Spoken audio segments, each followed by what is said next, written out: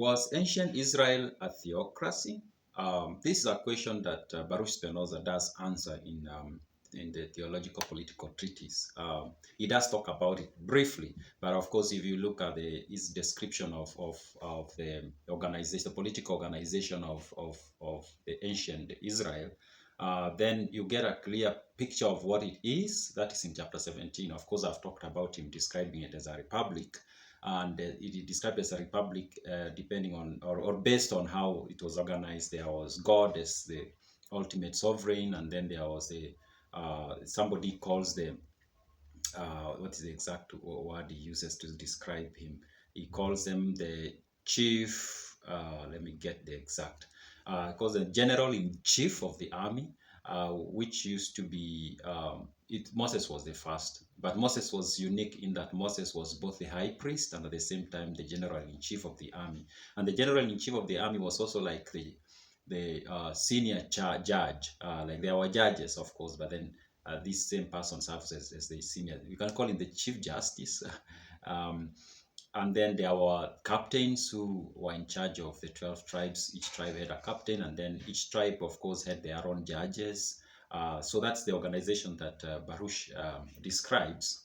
And then there was separation of powers, of course, especially after Moses was dead or died. Then now his office was split majorly into two: the high priest, and that was taken up by the Levites, I think, and then now this are the guy in charge of the army, and also is like the chief justice, the same guy Joshua who came after Moses, and then there were others that followed.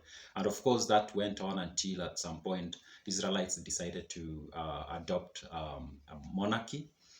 But before then, they were.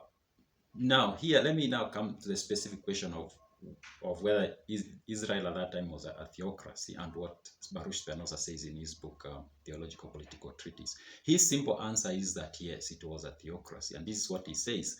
After the death of Moses, Israel was neither monarchic nor aristocratic nor popular, but theocratic. Then he gives his reason. He says the reasons for applying this name are the following. One, because the royal seat of government was the temple, and in respect to it alone, as we have shown, all the tribes were fellow citizens. So he says the temple was like the seat of power, and in particular the tabernacle was considered to be the dwelling place of the sovereign authority, and that's God.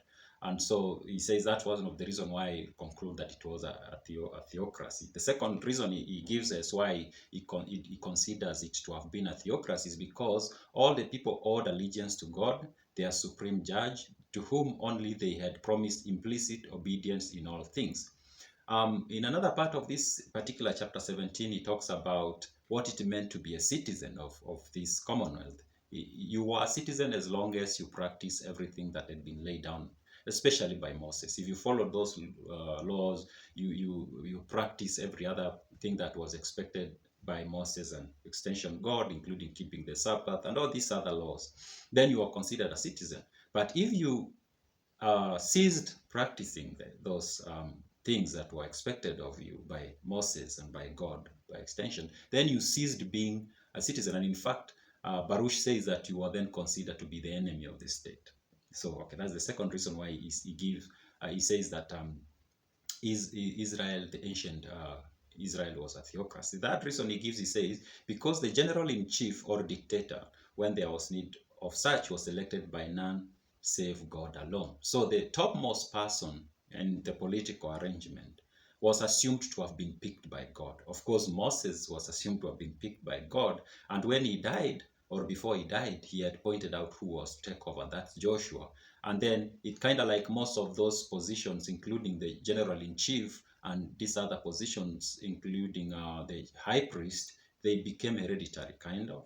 But that hereditary right to hold that office was taken to mean that it was given to you by God. So it's God who appointed the Levites, for example, to serve in the office of the high priest and to serve in the temple. And it was God who chose Joshua and those people who came after him to serve. Now, this was so clear in the time that the state was not under monarchy, but when the kings came in, it might have not been so clear, but still, even the kings were assumed to have been picked by God. For example, Saul was picked by, I think, Samuel, and Samuel was kind of like acting on behalf of God.